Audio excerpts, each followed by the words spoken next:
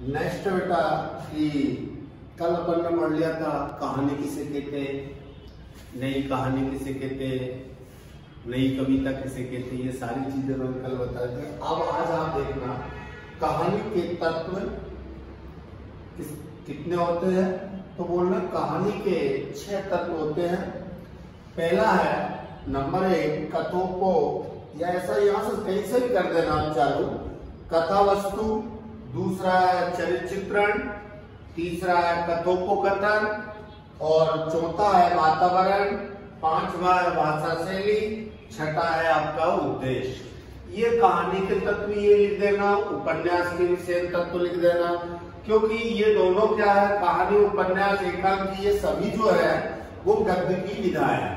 तो कहीं वो पूछ ले कि कहानी किसे कहते हैं, कहानी के कोई 2 तत्व लिखिए, तो बोल रहे ना कहानी किसी व्यक्ति या वस्तु के जीवन की इकाई घटनात्मक इकाई को कहानी कहते हैं। कहानी के 6 तत्व होते हैं।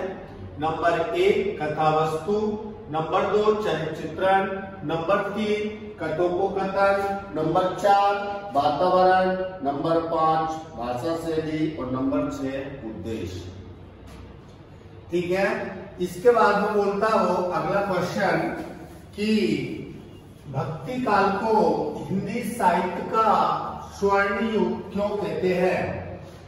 भक्ति काल को हिंदी साहित्य का स्वर्ण युग क्यों कहते हैं, तो बोलना कि भक्ति काल को हिंदी साहित्य का स्वर्ण युग इसलिए कहते हैं क्योंकि इस युग में बड़े बड़े संत, साधु, महात्माओं ने अपनी भक्ति, तपस्या, तप के कारण बड़े बड़े ग्रंथ जैसे रामायण, महाभारत, गीता आदि की रचना की थी। इस कारण इस युग को स्वर्ण युग कहते हैं। ठीक है कि कौन सा क्वेश्चन था कि भक्ति काल को हिंदी साहित्य का स्वर्ण युग क्यों कहा जाता है, तो भक्ति काल को हिंदी साहित्य का स्वर्ण युग इसलिए कहते हैं क्योंकि इस युग में बड़े बड़े संत, साधु, महात्माओं ने अपनी भक्ति और तपस्या के द्वारा बड़े बड़े ग्रंथ जैसे रामायण, महाभारत, गीता आदि की रचना की थी। ठीक है। अब आप मुझे ये बताना, जब आप इसको देख लोगे ना, तो यदि आपको ऐसा लग रहा है कि कोई प्रॉब्लम आ रही है, क्योंकि अपन ये जो पढ़ाई कर रहा है, जो अपन बातचीत कर रहा है, जो भी आपको एक्सप्लेन कर रहा है, ये अपन पहली बार ऐसा कर रहे हैं। आप लोगों को यदि बेटा कोई प्रॉब्लम आती तो आप फोन पर मुझे बता देना कि सर आप या जो दीदी जो करा रहे हैं या जो टीचर जो करा रहे हैं उनमें ये प्रॉब्लम आती है हमको लिखने में या समझने में, तो उसमें चेंज कर लेंगे। यदि आपको ऐसा लग रहा है, कोई अपन को बाजार का काम नहीं कर रहे हैं, अपने घर का काम है, आप और मैं दोनों संतुष्ट हो जाए तो अपन ये मेहनत करें, नहीं तो फालतू आप उसको लेकर बैठे रहो, समझ में कुछ आ नहीं रहा। तो सबसे पहले तो आपको ये ध्यान देना कि जो मैं बता रहा हूँ, जो दीदी आपको बता रही है और जो टीचर आपको एक्सप्लेन कर रहे हैं, वो आपको समझ में आ रहा है या नहीं आ रहा। नहीं आ रहा तो क्यों नहीं आ रहा, उसका क्या कारण है, कहाँ प्रॉब्लम आ रही है, इस बात को जरूर आप रिप्लाई देना। आपको फोन पे ही बात करना है कि सर हमको इस सब्जेक्ट में ये प्रॉब्लम आ रही है, हम समझ नहीं पा रहे हैं, हम लिख नहीं पा रहे हैं, तो उस चीज में अपन संशोधन कर लेंगे। ठीक है ना। देखता हूं मैं कितने बच्चे मुझे इस बात का रिप्लाई देते हैं, तो ही मैं आगे की वीडियो तैयार करके डालूंगा, अन्यथा आज के बाद बंद कर देंगे। मुझे ये चीज जरूर बताना कि आप इसमें ये और सुधार करो। ठीक। अब नेक्स्ट अपन लेते हैं आज Hindi chapter first. Chapter first में हिंदी में है आपका, देखो बुक में देखना, चैप्टर फर्स्ट में है हिंदी में आप चैप्टर सामान्य हिंदी का पहला पाठ है आपका। पाठ का नाम है विनय के पद, और विनय के पद जो लिखा है वो लिखा है कवि श्री तुलसीदास जी ने। तो बेटा कविता या कविताएं और गद्यांश और पद्यांश जिनको कहते हैं उनको लिखने का थोड़ा सा आप एक बार ध्यान से समझना कैसे इनको लिखा जाता है। जैसे उसने बोला है, पहले तो आप ये जो मैंने शब्दार्थ लिखे हैं जाके आने जिसके, बदेही आने सीता कोटि करोड़। फिर उसके बाद में लिखा मुद आने प्रसन्न, मुद मीन्स होता प्रसन्न, ने मीन्स होता प्रेम, और मनितयत आने माने जाते हैं, और सुहृदय आने मित्र, सुसेव्य, सुसेव्य आने होता भली प्रकार से सेवा करने योग्य, लव आने तक, और मतो आने मत। ये शब्दार्थ है। अब इन शब्दार्थों को आप लिख लेना कॉपी में। फिर इसके बाद में कोई भी पद्यांश में आपको बता देता हूँ, पद्यांशों को कैसे आपको लिखना है थोड़ा सा समझ लेना, क्योंकि लिखवाने में बहुत टाइम लगेगा और लिखते समय आपको भी समय ज्यादा लगेगा। तो पहला इसमें से लिखना अपन को संकेत। संकेत में पहला आपका बोल रहा जाके प्रिय, पहला शब्द लिख दो जाके प्रिय। अब इसमें से अपन लास्ट वाला देख लेते। लास्ट में बोल रहा मातो हमारो, मातो हमारो ले लेते बेटा सामान्य हिंदी क्लास 10th की। और वैसे हिंदी मेरे को इतना वो नहीं है, फिर मैं आपको भी थोड़ा बहुत करा देता हूँ। बाकी आपकी मैडम ये सुधा मैडम जो भी टीचर रहेगी वही आपको और अच्छे से समझा देगी। फिर मैं आपको एक बेसिक चीजें बता देता हूँ कि अपन को गद्यांश और पद्यांश को किस तरीके से अपन को लिखना है। तो आपका पहला जो चैप्टर का नाम है विनय के पद, और उसका कवि, इसके कवि श्री तुलसीदास जी है। तो इस पद्यांश में से पहला जो पद्यांश देगा पेपर में, तो पहले में से ऐसा लिखना संकेत, संकेत में से पहला शब्द लिखना, उसी का ये लास्ट वाला शब्द लिखना, ठीक है। फिर संदर्भ में लिखना उपरोक्त पद्यांश हमारी हिंदी काव्य भारती भाग 2 विनय के पद नामक पाठ से अवतरित किया गया है, या चयन किया गया है, या लिया गया है। तीन में से एक शब्द कोई सा लिख देना।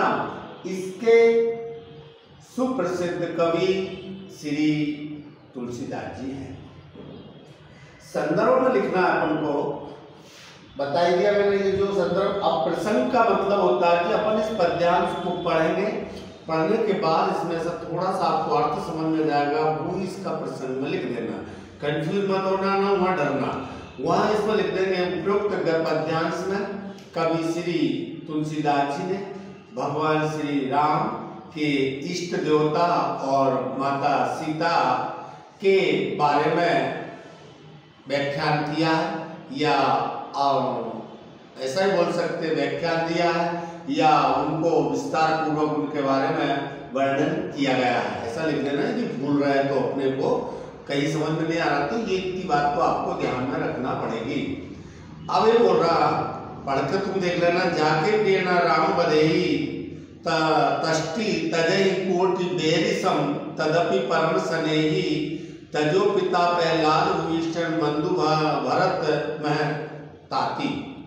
मैं तारी भरत मह तारी, इसका मतलब हुआ कि जाके फिरना राम बधेई, जिन्हें श्री राम प्रिय नहीं है, जिन व्यक्तियों को भगवान श्री राम और माता सीता प्रिय नहीं है, वह एक शत्रु के समान होते हैं। कैसे होते हैं, किनके शत्रु होते हैं? जैसे एक परिवार में आप और अपन है, तो मैं भगवान राम को और सीता को चाहने वाला हूँ, उनके प्रति श्रद्धा भावना रखता हूँ, और मेरे परिवार में कोई व्यक्ति सीता और भगवान श्री राम जी के बारे में अवहेलना करते हैं, उनके प्रति शत्रुता, उनके प्रति हीन भावना रखते हैं, तो जो हीन भावना रखने वाला व्यक्ति होता है वो मेरा शत्रु कहलाता है। मैं उसे शत्रु के समान समझता हूँ, मैं उसे त्याग देता हूँ। भले ही वह अपना राम स्नेही संबंधी क्यों ना हो, राम स्नेही संबंधी यानी भले वो अपना प्रेमी संबंधी परिवार का खास व्यक्ति क्यों ना हो। अब इतना लंबा नहीं लिखना। जिस प्रकार से बोला कि ताजो पिता प्रहलाद विभीषण, जिस प्रकार प्रहलाद ने अपने पिताजी को त्याग दिया था, विभीषण ने अपने भाई रावण को त्याग दिया था। और बलि गुरु तजो कंद ब्रज तनिते, और जो ब्रज की कहना चाहिए, जो ब्रज की उनको अपन क्या कहेंगे कि जो भगवान ब्रज की जो क्या बोलते हैं उनको अपन, ब्रज की गोपियां, ब्रज की जो गोपियां थी उन्होंने अपने पतियों को त्याग दिया था, क्योंकि वो भगवान कृष्ण के प्रति श्रद्धा रखती थी और जो उनके पति थे वो भगवान श्री राम को नहीं चाहते थे। इस प्रकार से इनका अर्थ लिख देंगे। नाते ने राम के मनि सुदय सुशेष जहां लो, अंजन कहाँ आँख जे फूटे, बहुत कहो कहो लो। अने अपन ये कह सकते, परंतु ये सबके सब लोग आनंद और मंगल के विनायक बने हैं। जितने सुदृढ़ और सेवा योग्य जन हैं वे सब श्री राम के ही नाते नेह नाते, यानी जो व्यक्ति योग सुदृढ़ बने हुए हैं वो व्यक्ति भगवान श्री राम के स्नेह प्रेमी हैं। अब और अधिक कहां तक कहें, वह अंजन किस काम का जिसके लगने से आंखें ही फूट जाए। अरे इसका मतलब ये हुआ कि अंजन कहाँ आंख जय फूटे, यानी वह काजल या इस तरह का जो आंख में लगा लेने से काजल वो किस काम का जिससे आंख ही फूट जाए। अब वो बोला तुलसी सबो सो भांति परम पुण्य पुंज प्राण ते प्यारो। यहाँ पर लिख सकते बेटा, तुलसीदास जी कहते हैं कि जिसके कारण से श्री राम के चरणों में स्नेह प्रीति हो, वही सब प्रकार से अपना परम हितैषी और पूजनीय होगा और वह अपने प्राणों से भी अधिक प्रिय होगा। जासो हो सने राम पद, ये तो मत है हमारो, यही हमारा मत है, यही हमारी विचारधारा है कि जो भगवान श्री राम की इष्टा रखता है, भगवान श्री राम के प्रति स्नेह रखता है, वो भी हमारा स्नेह कहलाएगा। इस तरह से ये पद्यांश लिख दिया। अब इसके प्रश्न उत्तर आएंगे, तो प्रश्न उत्तर को बोलेगा यह कविता का पाठ का नाम, इस कविता का नाम लिखिए, तो इस कविता का नाम लिख दोगे आप विनय के पद। इस कविता के लेखक कवि का नाम लिखिए, तो लिख देना श्री तुलसीदास जी। इस तरह से प्रश्न आपसे छोटे छोटे पूछे जाएंगे और इन प्रश्नों को आप आराम से, अभी पाठ जब मैंने ये चीजें बताई, फिर वो टीचर प्रश्नोत्तर आएंगे, उनमें से आप देख लेंगे। नेक्स्ट आ रहा आपका अब लो नसानी, अब लो डैश डैश कर देना। आखिरी का लिखेंगे बेटा कमल बसेहू, कमल बसेहू, कमल बसेहू। इसमें बोलना अबलो नसानी अब न नसेहू, राम कृपा भव निशा सिरानी, जागे पुनि न डसेहू, पायो नाम चारु चिंतामणि, और करते ना खसेहू, श्याम रूप रुचिर कसौटी, चित कंचन ही कसेहू, परवश जान हसो ही नींद्रिन, निज वस है न वसेहू, मन मधुकर पन कर तुलसी रघुपति पद कमल वसेहू। तो इसमें भी वही लिखना। इसमें भी क्या लिखोगे बेटा,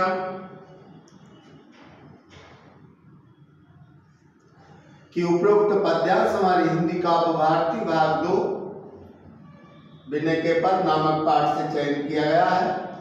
इसके सुप्रसिद्ध कवि श्री तुलसीदास जी। प्रसंग में लिखेंगे, इसमें श्री तुलसीदास जी ने भगवान इष्ट देव श्री राम की कृपा और उनके प्रति अपनी भावनाओं के बारे में व्यक्त किया है। अर्थ लिख देंगे, अर्थ में प्रसंग के बाद में जाएगा आपका व्याख्यान या अर्थ, जो भी आपको लिखना हो लिख सकते हो। ये अर्थ में अपन लिखेंगे अबलो नसानी अब न नसेहू का मतलब होता अब तक कवि श्री तुलसीदास जी कहते हैं अब तक मैं ने मेरी आयु को यूं ही नष्ट कर दी है, परंतु अब मैं अपने इस समय को, आयु को नष्ट नहीं होने दूंगा।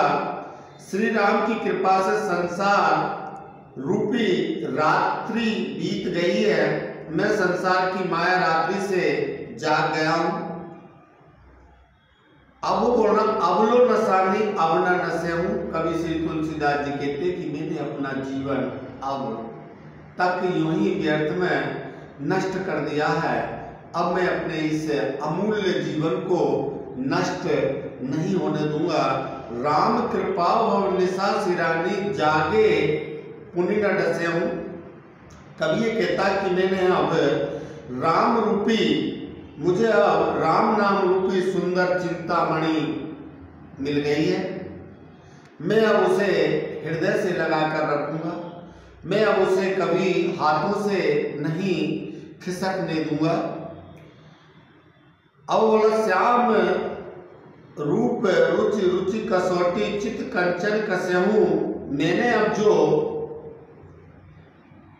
पवित्र श्याम सुंदर रूप है उसको अपनी कसौटी बनाकर अपने चित रूपी सोने की कसूंगा।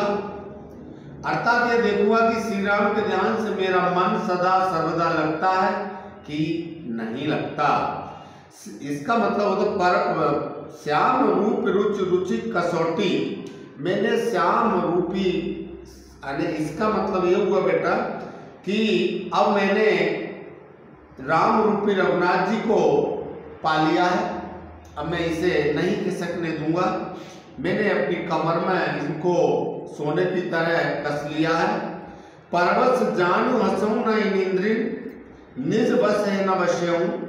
और मैंने अपने इस मनमाना नाच नचाकर मेरी जो इंद्रियां हैं, मेरा जो मन है, मैंने अब उन्हें भी बस में कर लिया है। जो दूसरों को देखकर हंसता था, जो दूसरों की अवहेलना करता था, मन मधुकर पन कर तुलसी रघुपति पद कमल वश्यऊं। कवि श्री तुलसीदास जी कहते हैं कि जिस प्रकार से फूल के रस को चखने वाला भौरा अब कटीली झाड़ियों में क्यों जाएगा। अर्थात कहने का तात्पर्य यह है कि अब मुझे साक्षात भगवान श्री राम इष्ट देव जो है मिल चुके हैं और मैं उनकी खोज में इधर उधर भटकता रहा था। अब मैं इन्हें कभी नहीं मेरे हृदय से जाने दूंगा। मैंने अब इनको अपने मन में बांध लिया है, कस लिया है, मैं अब इन्हें नहीं खिसकने दूंगा। जिस प्रकार से कि अभी जो मैंने आपको बताया था कि फूल के रस को चखने वाला भौरे को यदि फूल का रस मिलता बेटा तो वो कटीली झाड़ियों में क्यों जाएगा। ये थोड़ा मैं हटके आपको इसको एक्सप्लेन इसलिए कर दिया कि जब अपन प्रश्नोत्तर आप बनाओगे तो आपको समझ में जाएगा। चलो नेक्स्ट।